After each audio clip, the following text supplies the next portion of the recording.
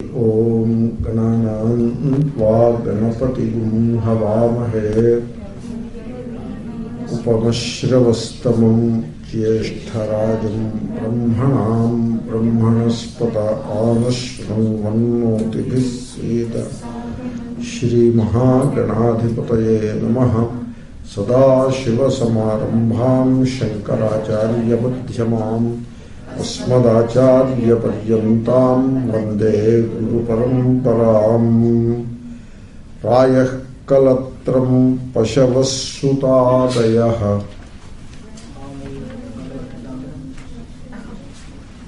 Gruhamahi Kunjarakosha Bhutayah Sarvetthakamaha Bhangurayushaha Kurvanti Matyasya Kiyat Priyam Chalaha.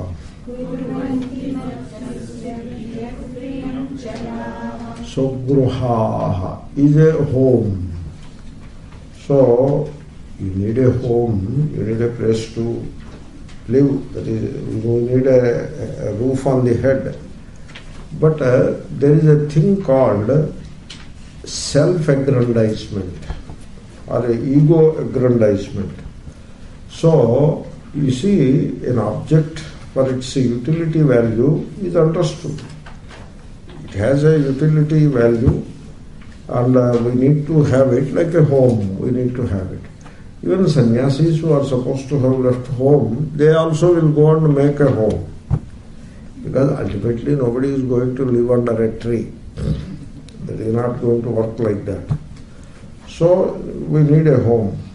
But what people do, they don't use the home as a roof on the head alone. They use the home to aggrandize the ego. Like, my home is bigger than your home. Or my home is $1 million home. Whereas everybody else's home is not even $100,000, whereas my home is $1 million home. And so in India we have BHK, that is how they use it, BHK, bedroom, hall, kitchen. So your home, is it 2 BHK or what BHK? 2 BHK. Ours is 4 BHK. Like that. At the end of the day, nobody is going to sleep in 3 rooms, they can only sleep in 1 room. Even the king who has a palace with 100 rooms, he is not going to roll in every room every night, just because he owns them. He has to lie down in 1 room. Therefore, house becomes a means of self-aggrandizement. That is what is being objected to. That won't take you anywhere. House is not meant for self-aggrandizement. Even he says Gruha, Mahi, land. Again, landlord. You see, how much land one needs. I remember there was a discussion between Dharmaraja and Draupadi in Aranya Parva of Mahabharata. Draupadi nags him, you lost all the kingdom. Our kingdom was expanded, it expanded from north to south or east to west. So it used to take 5 or 6 days to cover the entire kingdom. Such a huge kingdom we used to have, and you lost all of it. Like that she was nagging him. Then he said, what will you do with all that kingdom? What all you need is this much food. A fist, this much food is all that you can eat. What will you do with all that land? If Duryodhana is enjoying that, nobody enjoys also. He has this feeling that I own this land or I own this kingdom. Let him have it. We are doing fine in the forest. Like that Dharmaraja says. And so Draupadi, she was surprised how much wise he is, how much dispassionate he is. So like that, Mahi, land. I possess this much land, that much land. See, people in America, and must be so in Canada also, I don't know, but certainly people from America, they purchase properties in India. In fact, there is a mela of properties in India, Hyderabad, Bangalore, Delhi, etc., flats are for sale. They are on sale now. Like that in New Jersey, there was a mela, because all customers were in New Jersey. They are there in New Jersey. In addition, the mela happened. And so hundreds of flats were sold. And they purchased. The idea is, India, when we go back to India, it will be useful. When we visit India, it will be useful. And once you purchase, you will know. It is use is 1% and the hassle is 99%. You will know once you enter into it. For example, one family, they purchased the flat in Hyderabad, but they are now looking anxiously for a buyer because they cannot live there. You know why? Because in Hyderabad there is dust. Plenty of dust. 24/7, 365. Always dust. Because there is traffic and roads are not like here, very dirty roads. And as this dirt dries up, and the traffic will bring all of the dirt into the dust. And so there is a thick smog of dust all the time. And so the air that you are inhaling, it has dust in it. Whereas we can survive all of that. We are accustomed to that. People do have bronchial issues, and the hospitals they go, all that is there.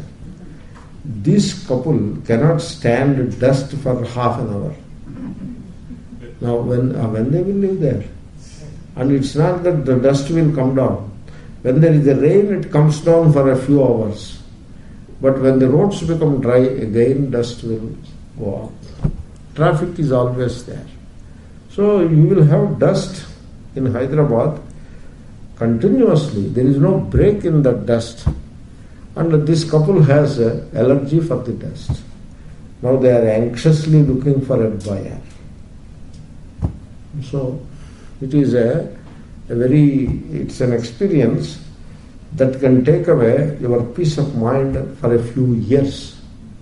All the Vedanta, meditation, calmness of mind, etc. you manage to get in 10 years is lost in a week, and then you will regain it, if at all, after another 3-4 years. It is like making 2 steps forward and 4 steps backward.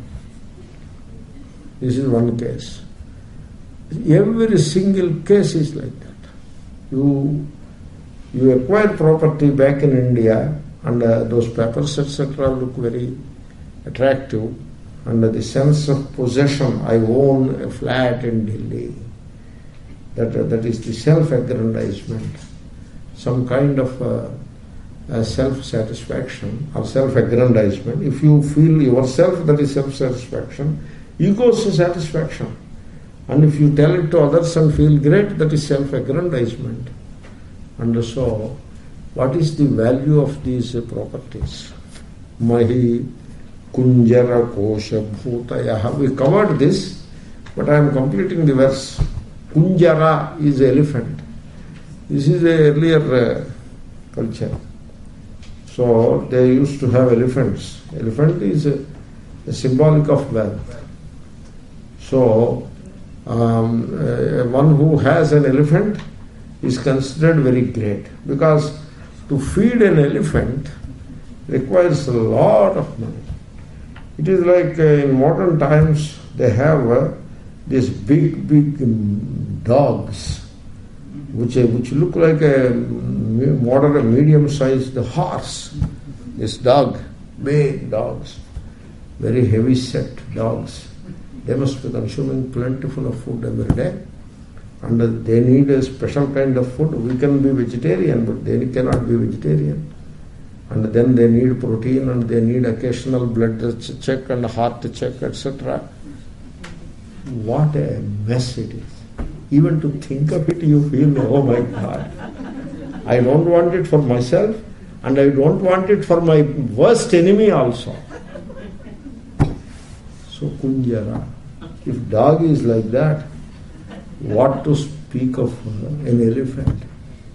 Then Kosha is a treasure. So, and Bhuti is multiple forms of wealth. All these things are Artha Kamas, Artha and Kama. The same thing can be Artha, the same thing can be Kama. We have seen this. And they are aimed at aggrandizement of the ego. They do not serve any purpose. When we are hungry, they won't help us to overcome the hunger. Somebody has to give some food, even for the rich guy. And when we are sick, they won't help us to overcome the sickness. They won't help us to overcome body identification. When there is sorrow in the mind, suppose some pain is there, emotional pain. The bank account, you look at the bank account and get rid of the emotional pain. There is no such thing. Or you look at your 4 BHK and therefore my emotional pain is gone. No such thing. It never happens like that. These things are aimed at ego aggrandizement. And as long as you are trying to aggrandize the ego, you are on a path of falsehood. Because ego is false, and however much you aggrandize it, it is an unreal entity, and it collapses. Even while you are aggrandizing it, it collapses. Therefore, even sadhus, swamis, they aggrandize the ego, saying that I have 10,000 students. Where are these students? When the sadhu gets a stomach pain, the 10,000 students won't help. Really. And so we have 5 ashrams, 10 ashrams. It is all ego aggrandizement.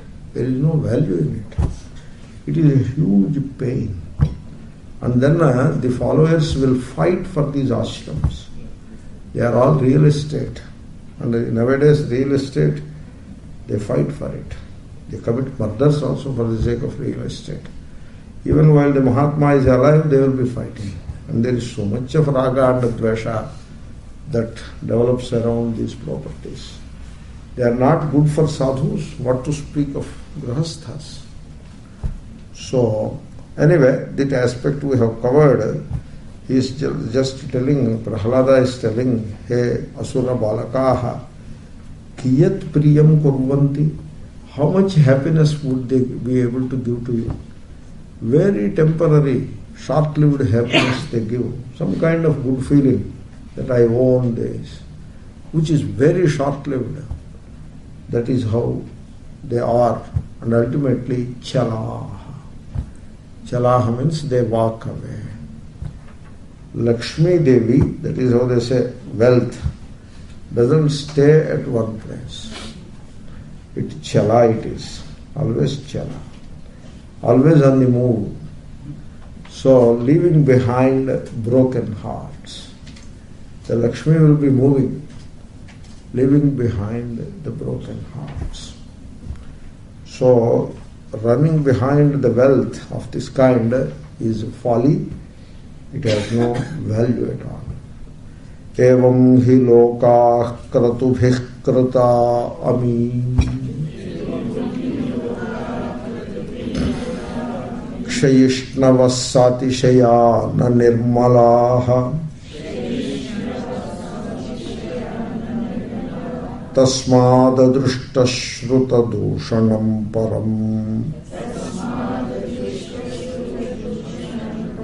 bhaktyayikayesham bhajatatmalabdhaye.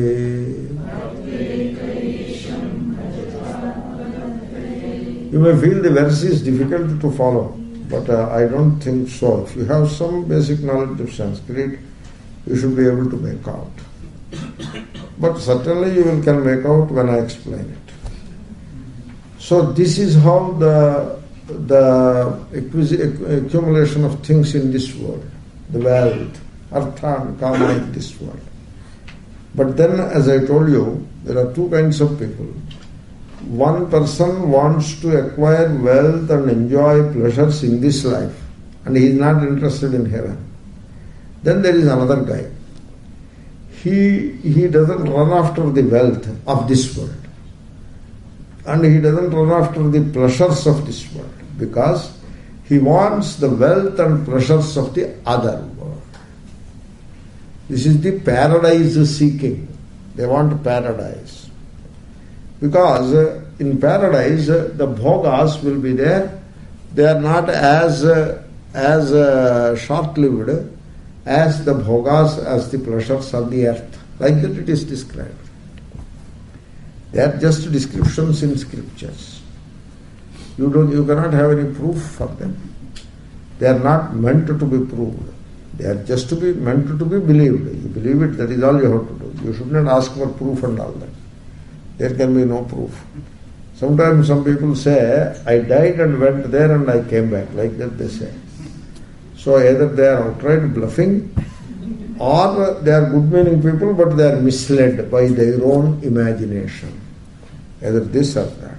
There is nothing like going up and coming down. There is no such thing. He felt like that he died. He never died. He came back.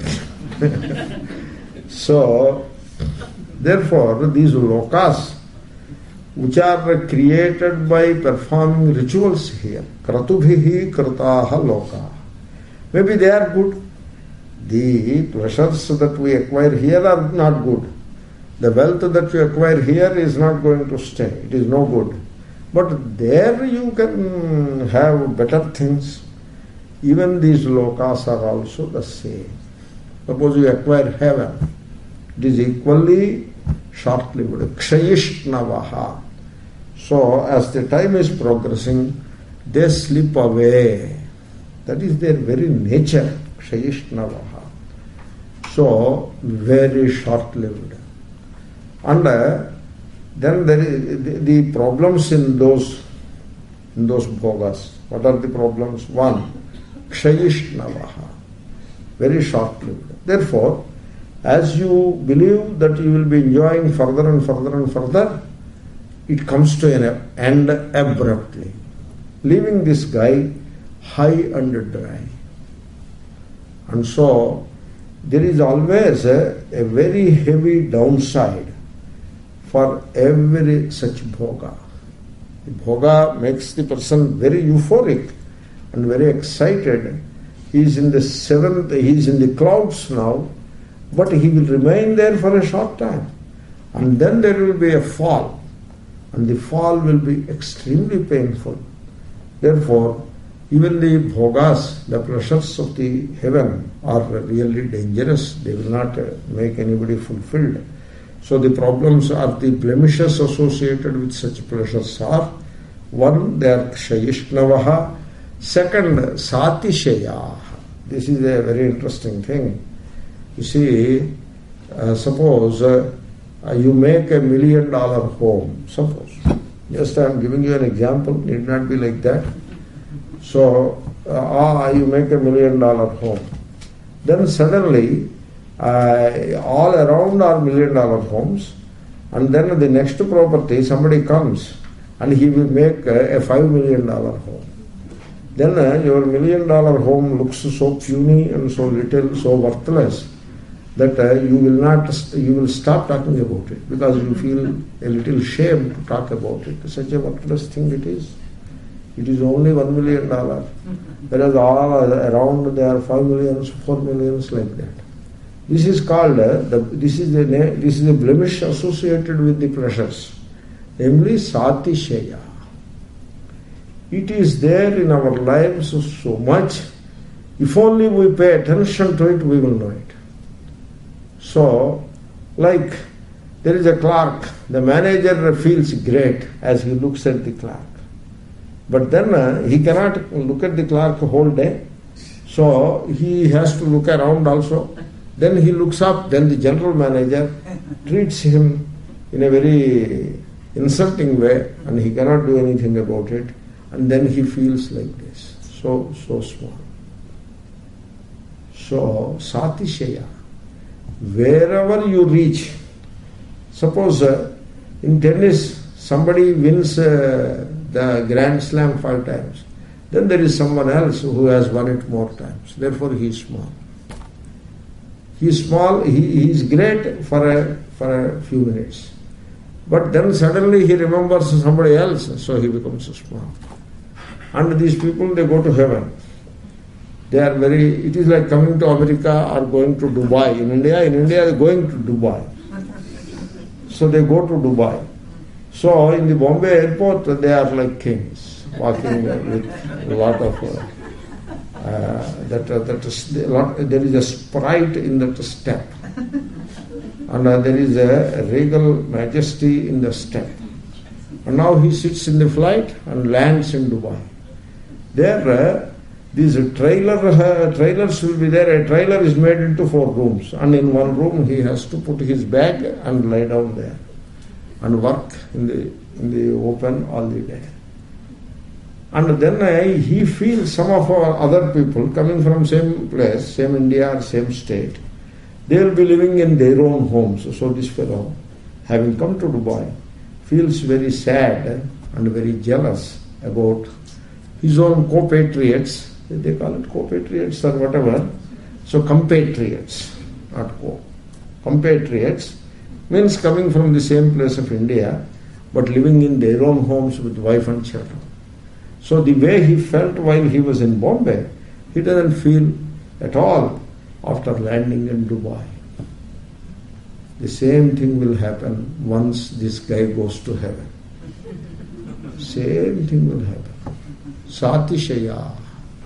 In heaven he finds that there are others who have done greater punyam, and therefore they have better privileges. And when he is sitting there for a dance program, heaven means continuous dance programs will be there.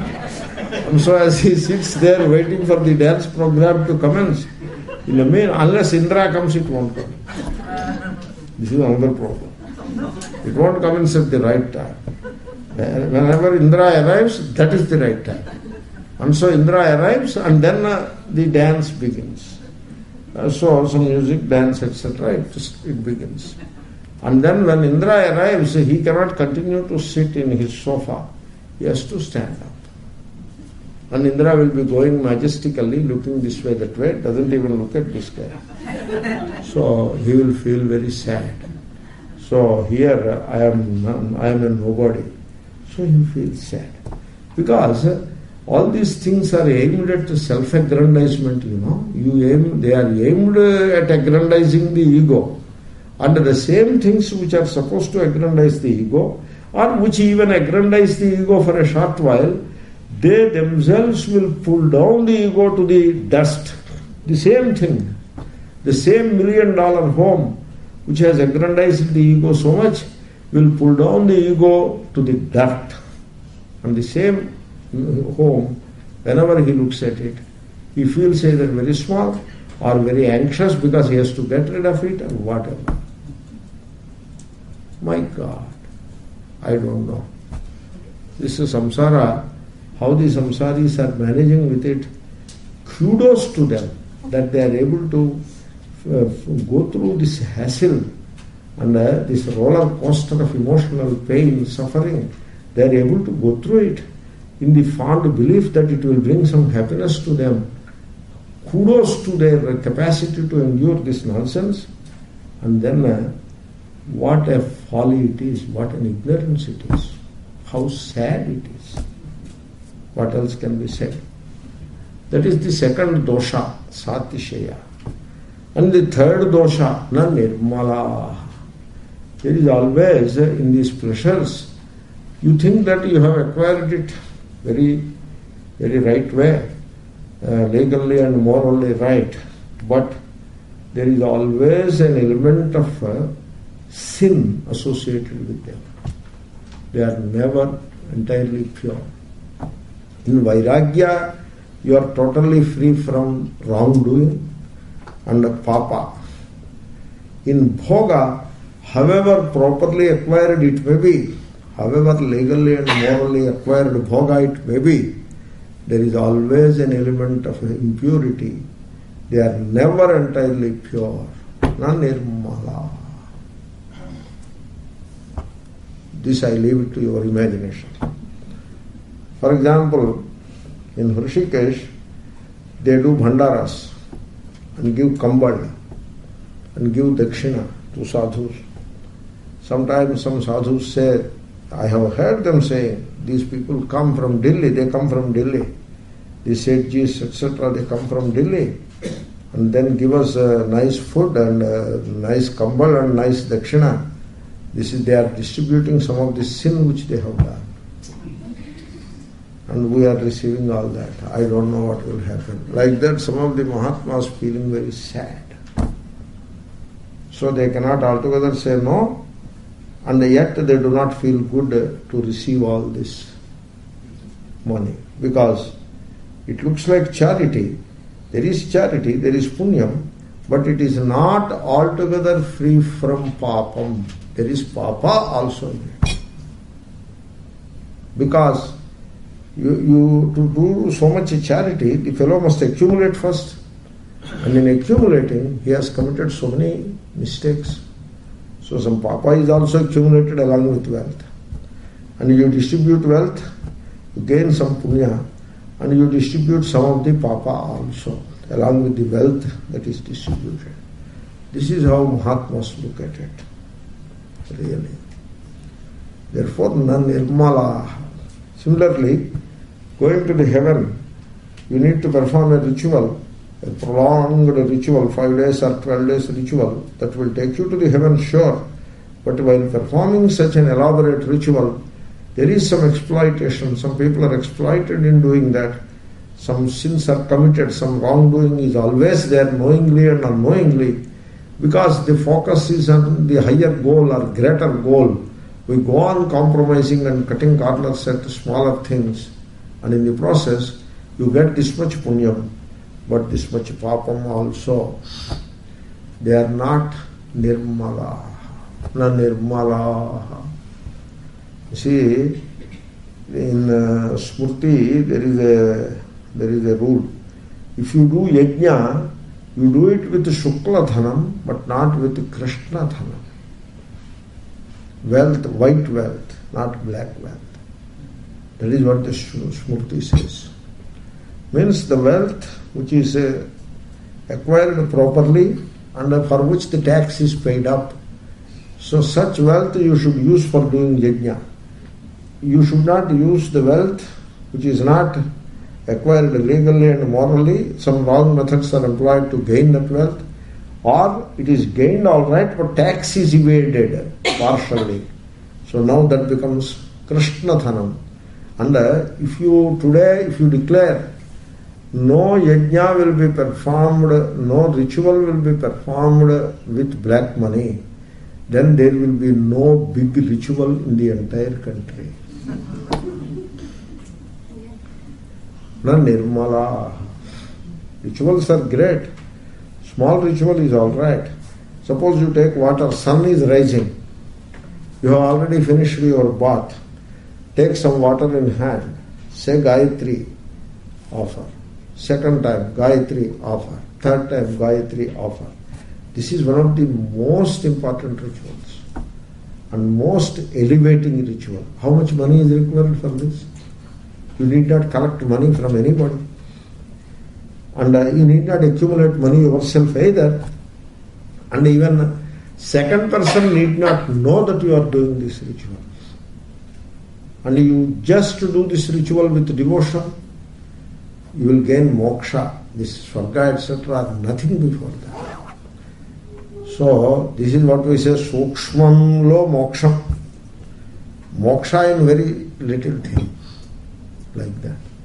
Therefore, these rituals, very elaborate rituals aimed at gaining heaven, they are not entirely free from wrongdoing. Na nirmala. Tasmat, therefore, so this is how the accumulation of wealth and pleasures in this world and performance of rituals to acquire pleasures in the other world, both are debunked in the verses. Both are set aside by considering the folly and the blemish associated with them. Tasmat, therefore what you should do, you should worship Param Isham. Parameshvara you should worship. You should not worship wealth and pleasures of this world. You should not worship the pleasures of the other world. And you should never worship God for these pleasures at all. You should worship, then why should we worship Ishvara at all? Suppose I worship Ishvara, I have to worship Ishvara and should not seek artha and kama, pleasures and wealth, then why to worship Ishvara at all? What for? Atmalabdhaye, to gain the knowledge of the self. For that reason alone you should worship.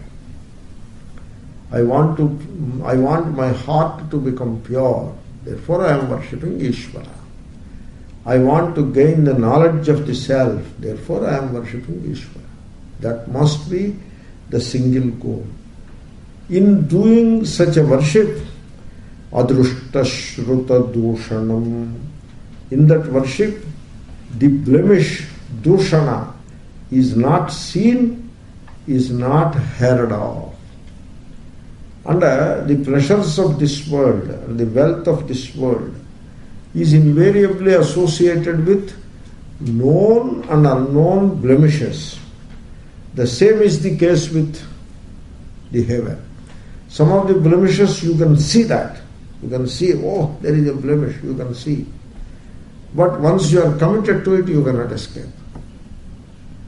And some of the blemishes you cannot even know, but they are there.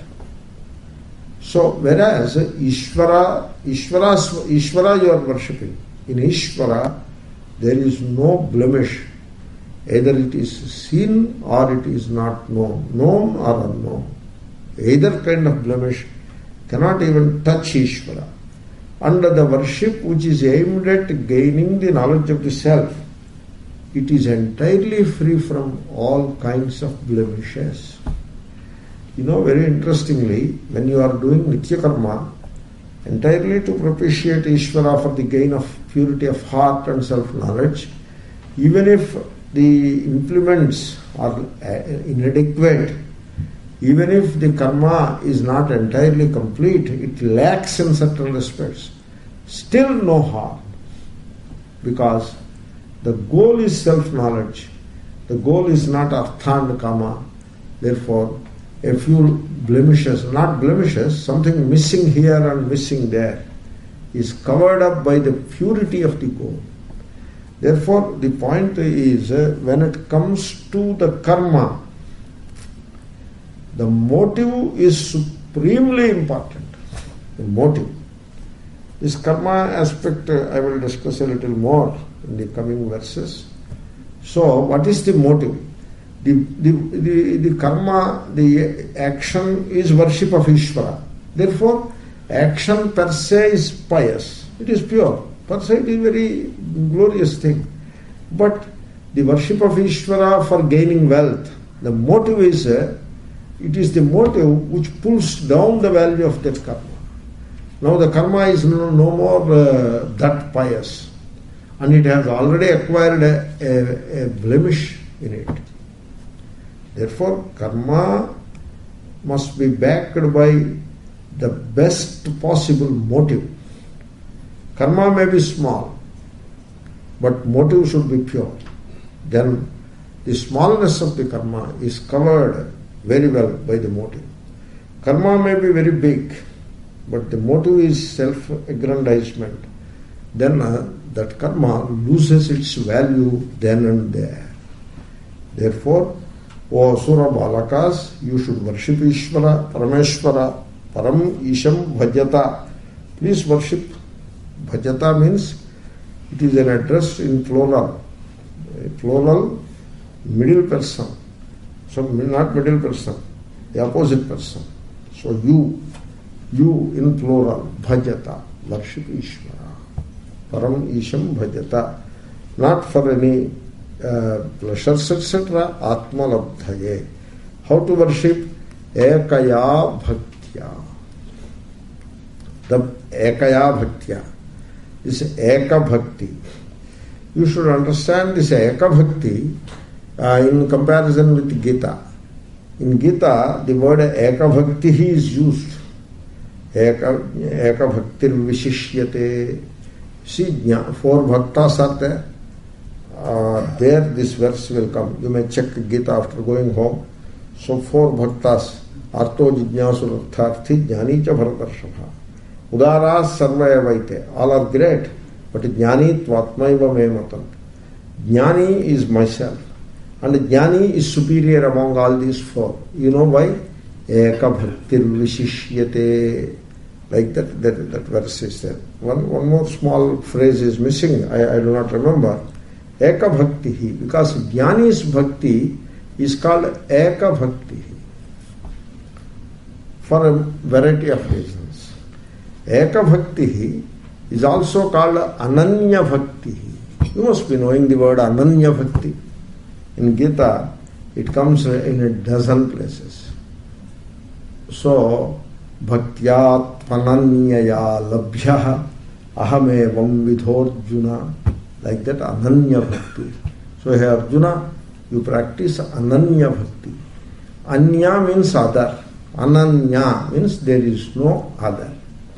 There is no second. Same as Eka bhakti. So this is an occasion where you may want to brush up your knowledge of Gita a little by understanding the meaning of the expression Eka bhakti, which is same as Ananya bhakti. Suppose you are worshipping Ishvara. Ishvara is the one who is being worshipped. But you are separate from Ishvara and you abide as an ego distinct from Ishvara. That is not that kind of a bhakti based on division is not Eka bhakti. It is not Ananya bhakti. Okay? Then you are worshipping Ishvara and you worship Ishvara for gaining wealth or for gaining heaven. That is all people do. Or for fulfilling some desire. That is how people do. So, every time you worship Ishvara, there is something else there. You put that something else between you and Ishvara. So, in the Sankalpa itself we do that. Like you put something else there. What? Heaven. So now you are worshipping Ishvara, but then there is something else. Heaven. Suppose you are worshipping Ishvara for heaven. Now where is your love? Is it love for Ishvara or is it love for heaven? It is love for heaven. So therefore it is not Eka bhakti. There is bhakti of Ishvara and there is bhakti of heaven. In India, whenever our friends go to US Embassy for a visa, they first do some puja, etc., and then go. And in fact, we have a temple in a town called Chilukuru, which is some 40 miles from Hyderabad. There we have a Venkateshwara temple. And that Venkateshwara Swami is called Vesa Venkateshwara Swami.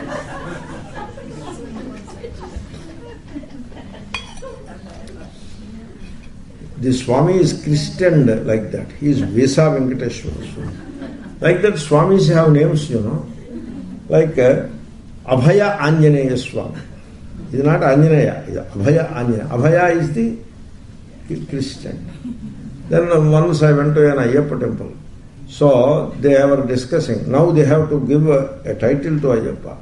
So Lokesh Ayyappa, that is the title given to him. It is not simple Ayyappa, Lokesh Ayyappa. So they give a title like that, so that some element of sentiment or devotion is expressed in that title.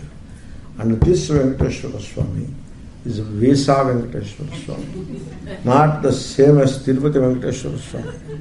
And you believe me, I am not exaggerating, residents of Tirupati, when they want to go to Vesa, they come to Hyderabad and visit Vesa Venkateshwara. They don't visit Tirupati Venkateshwara Swami. They visit Vesa Venkateshwara Swami and then go and stand in queue for Vesa. See, our fellows are very clever, very manipulative, very crafty. Now they have entered into this field of rituals and now they have worked it out. Everything they have worked out and made a scheme. Now only God has to put his seal on this scheme. They assume God must have put the seal. God doesn't say anything, so he must have put his seal, and so they practice it. This is not called Ananya Bhakti, because there is always Anya there. Therefore, in a Bhakti, the goal is Ishvara only. Who is worshipped? Ishvara. For the sake of which goal? For gaining Ishvara. There is no other goal. And what about you? I also merge myself in Ishvara. I am not there, only Ishvara is there.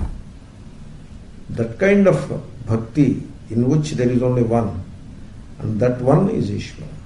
No phala asakti, greed for phala is not there, the ego is not there, only Ishvara is there. That is what is called the Ananya Bhakti.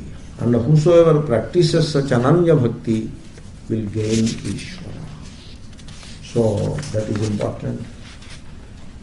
Very nice. We have covered one area. Now we are coming into some more verses.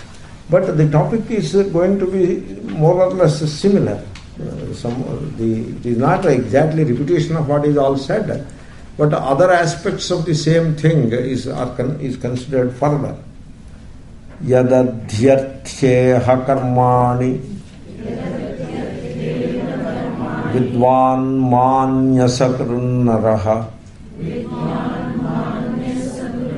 karotyato viparyasam amogham vindate phalam. Very interesting verse. So here is an individual, Naraha, human being. So he is performing karmani. Karmani karoti. He is doing rituals. Asakrit karoti, again and again. Not just one ritual. So asakrit means one time. Asakrit. So now he performs a ritual, then a small gap, collects some energy, gets some more money and performs another ritual, and one more, like that. Asakrit. And then he is, what is he? Vidvanmani. Vidvanmani, it is a very powerful expression. It means he is sure about himself that he knows. Vidvanmani, I know it. He doesn't have a humble heart to consult some Mahatmas who know. That kind of humility he just doesn't have. He is sure he knows. Vidvanmani. And then goes on performing the rituals. So rituals performing for what?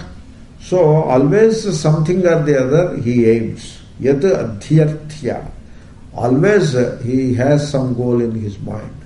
Some wealth, some home, some children or some son or daughter or whatever, grandson or granddaughter, these are a long life, something. People have all kinds of desires. So I wish I can list a few more desires. All the time the same desires will be coming to the mind. So Visa is a new desire, somewhat better. So the field is changed a little. Visa. And then the job to the son, daughter, etc. And then so like that, college seat. In India, all kinds of desires will be there. Grihasthas have desires. Grihasthas are like that. And then, very interestingly, sannyasis have desires too. Because when they make big establishments, then the desires will creep in. They cannot avoid desires. Some desire, some expectation is always there. So, anyway, so Vidvanmani, here is the gentleman who is sure that he knows, and then performs rituals, always seeking something. Yad adhyarthya. Okay, the ritual is completed.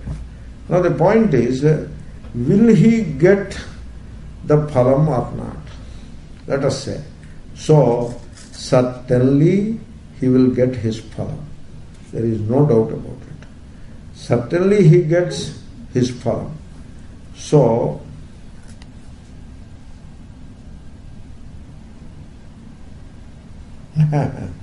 Certainly he gets the phalam, but the phalam is not what he is seeking. It is exactly the opposite of what he is seeking. So it happens like that. I did not appreciate the verse properly. I am reading the translation for your consideration. Besides, a man accounting himself wise invariably obtains results which are quite the opposite of the object, aiming at which he performs actions in this world, time and again. Very true. You see, this one time I felt like asking this question. I am happy that a verse which in a way validates the feeling that I had, I see it. You have performed so many rituals till now, seeking so many things. What is your experience? Are you fulfilled? Is there any fulfillment in you anywhere close to worth mentioning fulfillment did you get? Areyappa, you are performing rituals for results for the last 10 years, 20 years, 30 years, and still you are planning one more ritual for one more result. What does it prove? So you think that you know everything. And so you know everything. Namely, you know the ritual and you know the result. This ritual will give this result and you know everything. Okay, if you are such a knowledgeable person, you know everything, and you have performed rituals for the last 20 years, by now you must be fulfilled and you need not perform any ritual anymore. That stage you must have attained. But where are you? Still planning some more rituals. You examine your knowledge. What you consider knowledge is no knowledge at all. Prahlada. So very powerful vakya. I did not appreciate, I noticed that it is so powerful. So then sukhaya dukkha mokshaya sankalpa iha karminaha sadapnoti haya dukkham anihaya sukhavrutaha. Very, very tough verses. They are tough. First of all, to make the syntax of the sentence, etc., it requires good knowledge of Sanskrit. That way the verse is difficult. And then the message that comes out of the verse, a faint heart guy cannot take that message, I tell you. So, karminaha means the ritualists. Karmi, one who is given to rituals. Karminaha. Iha, in this world. So, they always a sankalpa they do. Sankalpa sukhaya dukkha mokshaya sankalpaha. So, what is the sankalpa? What is the goal that he has in mind? The goal is very much articulated in that ritual as part of the sankalpa. So, and sometimes, suppose you have a desire which is a bit unusual, a modern desire. As the society moves forward, modern issues will come and modern desires will be there. Now you have to put this blessed modern desire in the language of Sanskrit. That you have to do. Because you have to put it into Sankalpa. Sankalpa you cannot do it in English or Telugu. You have to do it in Sanskrit only. Because then the Purohit must know Sanskrit. He doesn't know Sanskrit. The Purohit doesn't know Sanskrit. Very unusual situation. Very rarely you come across a Purohit who can make a Sanskrit sentence. Leave alone making a sentence, he cannot even understand a sentence sitting there. He doesn't know. And then he starts spinning compounds, samasa padas, he starts spinning. And they are all full of Sanskrit grammar mistakes. You feel sad to sit and listen there. People sometimes ask me, Swamiji, you come and sit, some ritual is going on in Secunderabad. I say, let me sit in my room. Not there. Why? What is your problem? We give food and all that. No, I can go and sit, but if the Veda Pandits are good, their mantras are good, they do ritual properly, I can come and sit. But they don't say mantras properly, they don't know any Sanskrit properly to put the sentences in the right way, in the sankalpa. So all kinds of compounds they start putting in the sankalpa which feel very bad. You don't feel good about the language and the grammar. Anyway, that is what is sankalpa. So, Vesa Praptyartham, something. I said it correctly. He may not say it correctly. I said it correctly. So, and then he performs the ritual. What is the general aim of the karmi, the ritualist, in doing all these sankalpas and then rituals? Sukhaya, dukkha mokshaya. Whatever may be the desire, whether it is visa or wealth or children or whatever, home or whatever, it is ultimately freedom from dukkha, suffering, and gaining of sukha. That is the purpose. Okay, he has performed. Then sada apnoti, he always gets. So what he gets?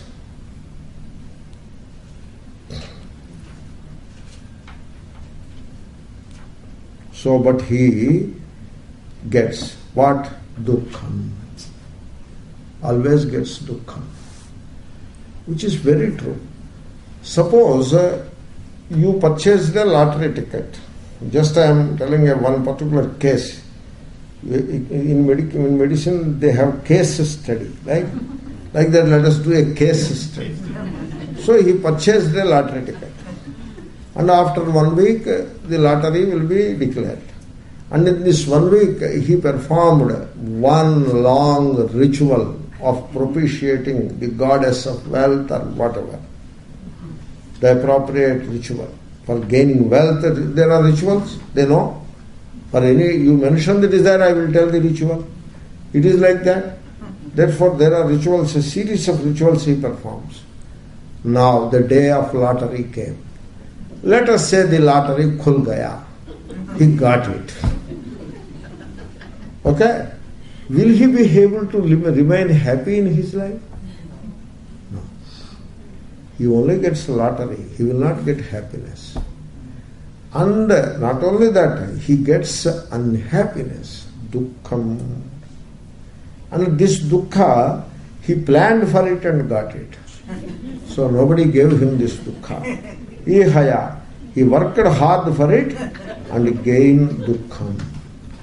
You see what happens, the general principle is the attachment for the pleasures, called Vishaya Raga, the attachment for the pleasures. That, and so you work, because of that attachment, you work for gaining pleasures. So that creates in your mind a value for these pleasures. A value. You see, doing a ritual and getting one pleasure out of it and enjoying it for a while and then keep it aside, the job is done, one time we have done it. It's okay. But it doesn't go like that. It becomes a cycle from which you cannot escape.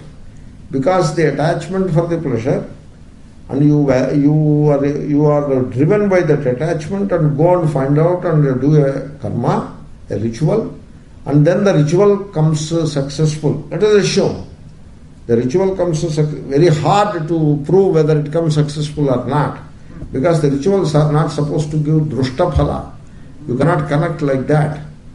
It's very hard to establish that the ritual is done, therefore the result came. Very hard to establish. Unless you have a lot of fertile imagination and wishful thinking, it is hard to establish cause-effect relationship.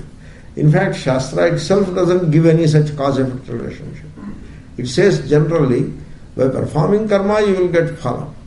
In general, you do perform many karmas and many phalas, they work out each other. You cannot pinpoint which to which. Generally you can tell. Anyway, let us assume that the phala is acquired. Then you become so ecstatic. Oh my goodness, my attachment is correct. The karma that I have taken up with attachment is correct. The result is fulfilled. Therefore, result is great. Like that, a value for the pleasures will be created in the mind. And that as the value for these pleasures increases, that creates samsara in the thought life of the person. That is how samsara gets well established in the thought life of the person. Once samsara is established, it leads to a long chain of actions, more and more rituals, endless cycle of rituals, desires, their fulfillment, this and that. This is the samsara. There cannot be greater misery than this. There cannot be greater folly than this. Therefore, dukkham apnoti. Assuming that in that case study, assuming that his desire is fulfilled, his ritual became fruitful, and he got the lottery and he acquired a few $1 million, suddenly he became rich. So suddenly acquired riches, they will make the person miserable in life. There is such a heavy downside to these sudden riches. Why sudden riches? To any riches for that matter. Such a heavy downside will be there. People do not understand all that. They go after that. Raja, Maharaja, kings, great kings, they have enjoyed great bhogas. What is the outcome? What did they get at the end of it all? A load of misery. That is what they get. Therefore, people ask me about ambition. An ambitious man ends in despair. That is the truth. Because let us assume that the ambition is fulfilled. If the ambition is not fulfilled, despair is sitting on his head from the very beginning. Let us say ambition is fulfilled. So, he will find himself in the seventh heaven, in the clouds. He is in the clouds now. So, that state, that excited state of fulfillment of ambition is very despairing in a different way. It is very painful and despairing, not in the other way, but in a different way it is very despairing and painful. Because it is a giddy, self-satisfied state. Very giddy it is. I wanted to get $1 million and I got $1 million. So it is a very giddy, self-satisfied condition. And in that condition, he will not be able to understand his mind, his body, his self. So he will remain in a permanent ignorance of these basic things. And that will eventually push him into misery. Therefore, these karmas and their fulfillment and the result, immediate result may sound very fruitful and all that, but eventually as the consequences build up, he will end up in misery. That is the verse, you may want to see it again. Sukhaya dukkhamokshaya sankalpaha iha karminaha sada apnoti ihaya dukkham. Iha means an action performed for a desire always ends in misery. It's not that by performing a karma for wealth you will get misery. No, not like that. By performing a karma for wealth you will get wealth. Only you will get wealth, nothing else. And that wealth will eventually push into misery. By performing a karma you get a power, and that power will push you into misery. You see, there was a brahmachari. He was not getting married. Then he performed a ritual and got married. And then daily morning he regrets what a useless miracle I have performed. So it is like that. So he wanted to marry a wife, so he got wife. Okay, that's all. There it ends. So the karma has done its job. Now he has to, you see, one gentleman, he came to me in the ashram and said, I am getting married to the young girl that I love, and my parents are not agreeing, they are not even coming to do blessing to me. Swamiji, you come and bless us. So, okay, he has performed in the ashram. Otherwise, I will not go to marriage and all that. So, in the ashram. Therefore, in the ashram means, so when I am the only Swami in the ashram, then you go along with a few things. And so I went and put blessing and came back. And 2 years are over. And suddenly one morning he appeared. I blurted out, "Where is your wife?" He said, "Swamiji, I came to discuss that only with you." Now what? So I applied for divorce. So I want to do a ritual. And our Purohits are planning a ritual. Because the divorce is a very prolonged thing it is a very rough patch in life. I want to come out of it, come out with minimal loss and all that. And so, therefore, I want your blessing. So I told, okay, chalo. So one more time blessings. Afterwards he did not appear. So because his divorce must have been fulfilled, it will go through, It will go through. What else will happen? The divorce will go through. Some money will be gone. And so this is how what rituals and what desires, what phalas. Therefore, the ritual will give you the result. True. It will do its job. But the consequence will be suffering only. Okay. So, sada apnoti ehaya dukkham. Sada, always, ehaya, by ritual, dukkham, misery, suffering, apnoti, gains. But still something is left in that verse. You may say, anihaya sukhavrutaha. Suppose you do not have a desire. Then what happens? Sukha, joy will come and engulf you. Yeah. Because when you demand nothing of the world, nor of God, don't demand anything from the world. Don't demand anything from God. Means you seek nothing. You expect nothing. The supreme state of bliss will come to you uninvited. Because desirelessness is godliness. This verse, there is a verse in Kathopanishad, and it repeats in Brihadaranyaka also. Very beautiful verse. And it is a verse, very interesting verse.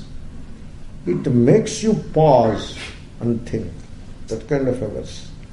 Very simple. Yada sarve pramuchyante kama yesya hridishritaah. First half. When this person's heart, whatever desires are there, they are all given up. That is the first half. Yada sarve, all. Sarve means all. All means all. All doesn't mean some. Okay? Because all, ALL, all is equal to some. You should not write like that. That is not the way to give meaning to verses. All is not equal to some. All means all. So, prajahati yada kaman gita sarvan partha manogatan yada kaman sarvan. Sarvan means what? All. All kaman. Not some kaman. Or not selected kaman. Some kamas I will select and throw away. Because Sri Krishna wants me so badly, he wants me to throw away kamas. So let me select a few and I will reject them. No. Sarvan, he says. So, yada sarve pramuchyante kamaha ye asya hridishritaha. So then what? Atha then martyaha amruto bhavati. The mortal becomes the immortal. Atha martyo amruto bhavati. And then atra brahma samashnute. He gains the Brahman here and now. desire, this is the challenge. Now you should test this mantra. You should test it. This is not meant for recitation and some punyam elsewhere. It is meant for testing in life. You have to test it. So, that is the test. When you demand nothing of the world and nothing of God, when you seek nothing and you expect nothing from anything, then the supreme state of bliss will come to you uninvited. That is the beauty of desirelessness. Nihaya sukhavrutaha. So, the one who is filled with joy due to desirelessness ever reaps misery through desire. So when you are desireless, you are spontaneously happy. And the moment you fall into a desire, that will push into a ritual, that will bring the phalam, the desired phalam, which will create a cycle of suffering and actions. So, this is how Prahlada is a great acharya of Vedanta. He is Jnani Bhakta, Prahlada. So that is how he looks at these desires. He has something more to say. Kaman kamayate kamyaihi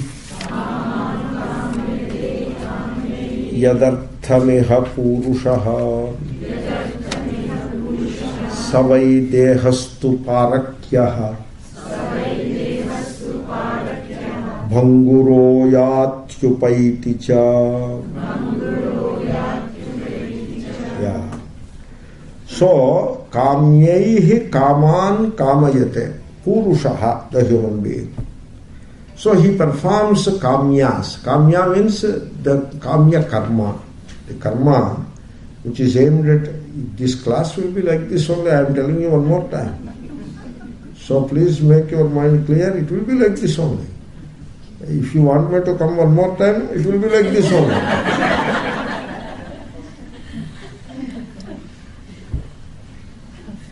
So Purushaha, the human being, iha, in this world.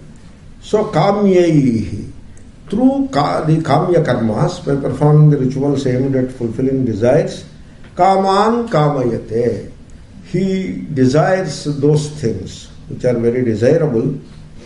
So the things that he wants, pleasures, etc., he desires and he performs these karmas. All these desires, when they are fulfilled, so they are meant for enjoying with this body, yadartham, this body. You need a body.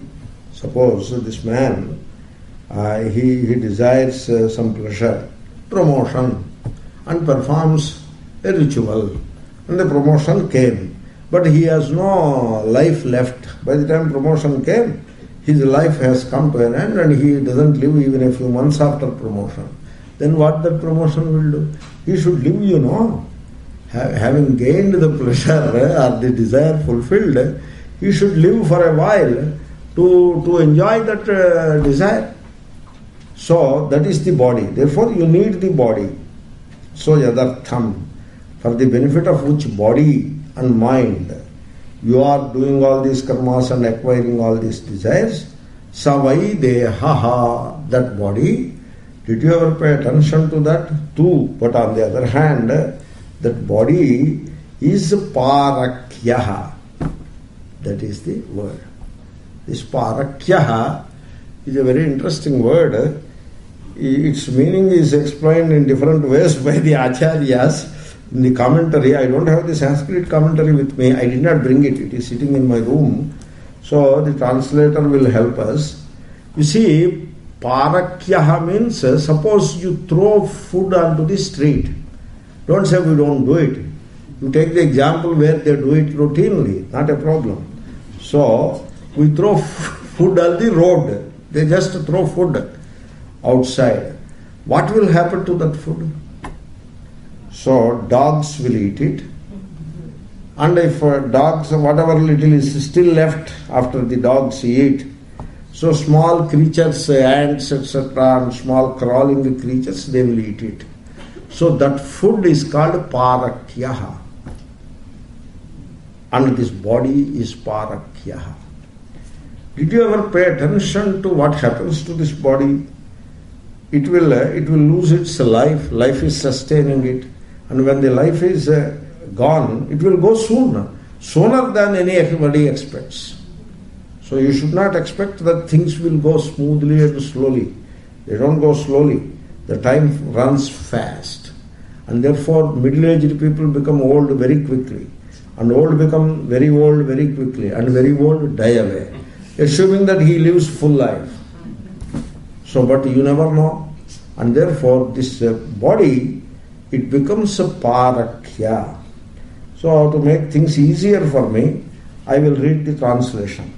The very body for which the individual hankers after enjoyments through actions performed from motives actually belongs to others.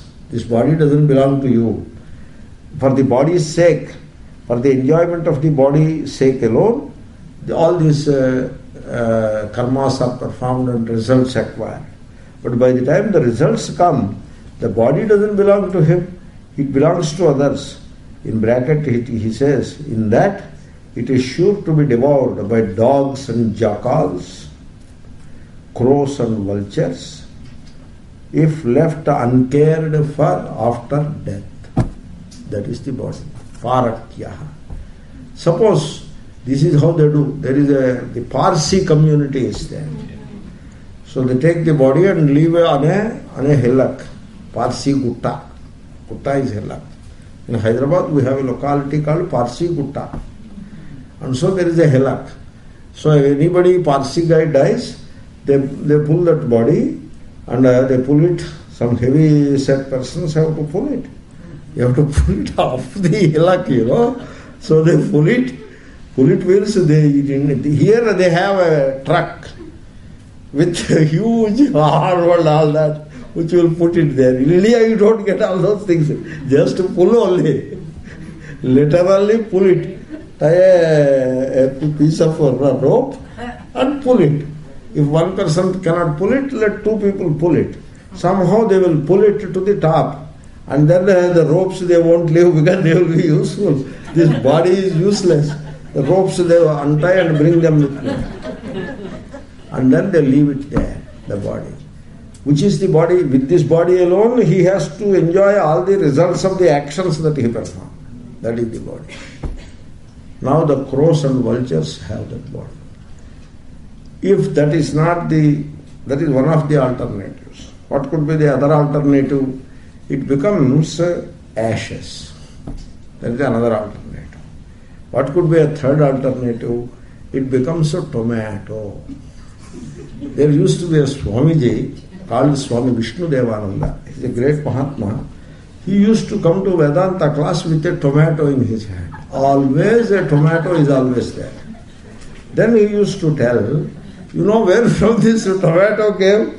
Well, it came from that place where we have put one tomato plant, and but below that one body was buried. And therefore that body disintegrated and mixed with earth. That is what will happen to the body. And then the earth becomes very fertile now, and therefore the tomato came. And interestingly, why a tomato should come? Because the body is nourished by the tomato in the first place. Therefore tomato, body, and then he used to eat a small piece of it. And so eat a small piece of the tomato and give another prasadam also to the people. So the tomato is this body now. The tomato is the body. And the body becomes earth. And from earth again tomato. Tomato to body, body to earth, earth to tomato. That is what it is. There is no fourth, only three, no fourth. That is the body. And for the sake of enjoying pleasures with that body, you are doing kamya karmas. What an intelligent person you are. Like that he talks. So savai dehastu parakyaha bhanguraha. Bhanguraha means what? You see, I give you an advice based on the word bhanguraha. Don't have very soft stones in bathroom. Don't make that mistake. If you have money, you spend it in a different way.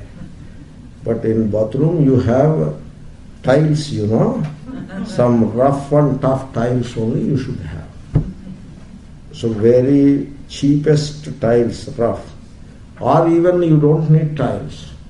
Just put some cement and do like that and leave it. So that when you step into the bathroom, it should be very rough. You won't slip. It should be like that. But in India, this wisdom I got when I visited a hospital. One of the people who is known to us, so fell in the bathroom, and there is a hairline fracture to the hip, or hip bone broken, and the person is 70 years old. Young people won't fall. Even if they fall, they spring, get up. Young and middle age, no issue, but old age. So the hip certainly gets broken, hip or thigh bone, whatever. And then in hospital, such a suffering it is. Hip replacement or hip replacement is here. In India, nobody will do, I am sure. It is too big a thing. Normal people won't do. And it is an extreme suffering. So I went to see this person in the hospital. And in the hospital, the entire ward is full of such cases only. Orthopedic ward. And all of them, no exception even, are elderly people who have fell in the bathroom and arrived in that ward. 70 of them. What a misfortune. Why should you have a cozy, costly bathroom? What is the thing that we do in the bathroom? Put some water on the head. You are not sleeping there, you are not enjoying there anything. Just to put water on the head. Why bathroom should be having such wonderful fittings and very soft, smooth floor? Why should it have? And when water falls on the floor, you won't even see the water. Water won't appear. Here water doesn't fall on the floor. I am telling about India. There is a lot of water on the floor. And you don't see water. And you put a small step there, a routine step, it will slip. Momentarily you hold on to something, you are safe. But if you slip, an old age, bhanguraha, the body can break to pieces anytime, anywhere. That is what the body is. It will break to pieces. And you will not be able to enjoy anything with it. Suppose you do a great kamya karma at the age of 50, and its result comes at the age of 70, you will not be able to enjoy it. Because the body is already disintegrating. So what a misfortune. So yati upaiti cha. So the body, it will go. By the time you get the result of this karma, the body will go. And then another body will come. It doesn't stop there. This is all misery. So, in fact, kamaha hridaya granthi. You see, the word hridaya granthi, you have to understand correctly. So, this is a section where Shastra has a particular vision. You may like it, you may not like it. You means not you necessarily. Generally people, some of the people may not like it. They don't like such descriptions. They say, why should you describe body like that? Why you are using language which disturbs people? The aim is to disturb people. You shake them up thoroughly. Very thoroughly shake up the people. Because they are in deep slumber of ignorance. So shake them up. That is the purpose. So if you don't shake up, then what is the use? So anyway, so hridaya granthi. You know, vidyate hridaya granthi. You must have heard the expression hridaya granthi. Granthi is a knot. There can be a granthi to the body, which is called cancer. When there is a granthi in the body, it is the cancer. It is a very dangerous growth it is. So, malignant growth. That is the granthi in the body. Then there is a granthi in the hridaya, means in the mind. The granthi in the mind means like cancer to the body, desire is to the mind. That is the granthi. So kamaha hridaya granthi. You see, I would say the message comes out very clearly when the life is obsessed by desires and fears. The life becomes filled with strife and struggle, because desires and fears means you have to struggle. And when you are struggling for desires, somebody else is also struggling for desires, there is a clash and there will be strife, conflict. So that is the path of desires and fears. And in these desires, fears, the strife and struggle, there is no meaning at all. They are utterly meaningless and joyless. There is no joy. And these desires and fears which people entertain are not normal. They are very abnormal. There is nothing normal about the desires of the people. You see, a person, he desires something. That desire makes some sense only when there is an acute identification with the body. Then only the desire becomes meaningful. So, is it normal to be acutely identified with the physical body? Is it normal? No, it is not normal. It is very abnormal. So, generally we should live beyond the threshold of body consciousness. That is the very basic requirement of a spiritual seeker. We have to live beyond the threshold of body consciousness, so that then you can address the mind and then slowly develop a distance from the mind also. That is what we have to do. Instead of doing that, moving in that direction, people get acutely identified with the physical body and then get obsessed with the welfare of the physical body, which can never be secured. And then based on such identification, a set of desires and fears will be there. And now you start doing rituals to fulfill those desires and to appease those fears. What is normal in it? It is the most abnormal way of living a life. Most unintelligent way of living a life. Therefore, that is not the way one has to live. Kimu vyavahitapatya taragara dhanadayaha rajyam kosha gajamatya bhrutyapta mamataspadaha. Anything which creates a sense of mine, mamata, a sense of mine, this is my thing.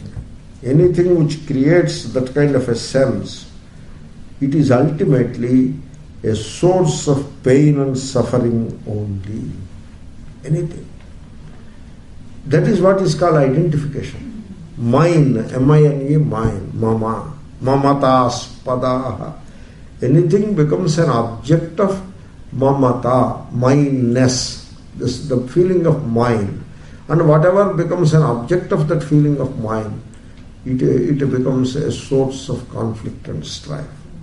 Therefore, one should live entirely without the sense of mine. It is not about sannyasis or any such thing. It is not about sannyasi. A sannyasi who believes that something is mine, he will suffer. Like grihastha who believes that something is mine will suffer. The sense of mine is the culprit. So, because as you crave for something, saying that this is mine, what that something could be? Apatya, dara, agara, dhanadayaha. He gave a list. Though appearing as something worth seeking to be sold, the very ocean of eternity. How much more so are one's progeny, wife, house. So, vyavahita apatya. Apatya is progeny. Okay. The case of one's kingdom treasury. That are connected with the jiva, only indirectly. Yeah, I got it. In the morning meditation I suggested you consider this proposition, this thesis, namely, suppose I am not the body. You consider it, think about it, because you are not going to keep the body forever. You have to lose it, you know. So, therefore, when we are going to lose it anyway, why not consider the possibility, suppose I am not the body. So what? Now, you cannot say my wife, my husband, out. Because my wife is, there is no my wife, there is only body's wife. There is only body's husband.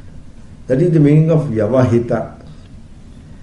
Between I and the object, there is a one more intermediate thing standing there, and that is the body. Therefore, I can say, my son, apatya is son. My son, I can say, only by missing the intervening body. Body is intervening. Ahamasmi, the awareness which is I am, and my son, between the awareful being which is myself and which is the son, my son, to say it my son, there is a body in between, vyavahita. So how can you say it is my son? There is a body in between. So the body is not you. It is not yours. Therefore, how the son can be my son? That vyavahita is there, you know. So like that. Vyavahita apatya. Intervened by body, the son or daughter. Dara, wife or husband, life partner. Intervened. The body is intervening. Apatya. Agara, home, my home. What my home? Your home is body. And this is body's home. Why you say my home? You say my home is the body. You say that you are safe because there is no intervening. But if you say a building is my home, you are missing the intervening the body. The body should say, hey, why you talk like that? Here I am. It should say. That is called the alertness. So, the agara, dhana, my wealth. What my wealth? If you go to the bank, you have to show your passport, identity, you have to show. Identity, what you will show, awareness you will show, or photograph you will show. Body is there. So, body is intervening between aham, the awareness, and the wealth. Rajyam, my kingdom. This is about Hiranyakashipu and others. Kosha, my bank account. Kosha is bank account. My bank account. What bank account? It is not my bank account because body is intermediate. Gaja. Gaja is elephant. Elephant means a car, a Mercedes Benz. Is the Gaja in modern. So you have a car which you cannot call my car. It is not my car. It is a car. And now I will use it. That is fine. But my. And then Amatya, this is the king, my minister. What my minister? Bhrutya, my servant. This is India. My servant. So people who are well-to-do, the so-called rich people, they keep a servant. And how insensible you must be to keep a servant. Suppose the servant is a 12 or 15-year-old girl, which is quite often so. And a 15-year-old girl. This man's daughter and son, they are 10 and 12. They are going to school. And this girl has to carry their bags and drop near the school and has to come back and wash dishes. How much one should be insensible to allow such a situation? How can they do it? This is beyond me. If I were to be in that position with that kind of wealth, I will not be able to do it. I cannot do it. If somebody wants to carry my bag, I will check whether he is younger to me or not. If he is younger, I will allow him to carry my bag. If he is of same age or elder to me, I will never allow that to happen. Because the elderly people, they study with me. They want to carry my bag. I say, no, not you. Why, Swamiji? You don't say you don't want to carry my bag. You are not going to carry my bag. Because your knees are as bad as my knees, why should you carry my bag? A young man come, okay, you carry. You should be sensible. That sensitivity, I think the riches and the self-aggrandizement arising out of riches makes the people insensitive, I suppose. So how can you say, my servant? There is no my servant. A lady comes and cleans the room where I live. She is not a servant in my opinion. I never looked at her as servant. I call her very respectfully. And I never say my servant. And I treat her like another equal human being. And she is surprised by my treatment herself. She never gets the treatment in anywhere else. So I am just saying that because I wanted to say that.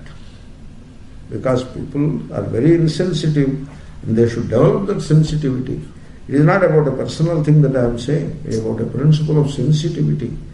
So saying that my servant and apta, my relative. What do you mean by my relative? Kya baat hai? The relative is one. Badhnati iti bandhuhu. His relative is what? He binds. You call him relative, he binds. And so you waste his time, he wastes our time. Last Sunday I came to your home. This Sunday you come to my home. Better you say, last Sunday I wasted your time, this Sunday you come and waste it. It is better to talk like that. At least we know what we are doing at least. Relative. Somebody is getting married in India and all people from Canada and America take flights and go there. You give money to Continental and other people, you have some extra money and you have the energy to bear with jet lag. All that is fine, but attending marriage is the one thing which is utterly unnecessary. Because the young man should be there, young girl should be there, and the Purohit should be there. Why all of us there? Waste of time and energy, and a waste of food for them also. So, is apta. What relative? You have to find time to sit and meditate, reflect and study, and be loving and be giving. Don't say anything as mine. I mean, the sentence, the word usage is not the issue. The sense of mind that one keeps in the mind is wrong. So we'll continue. Om Purnamadaha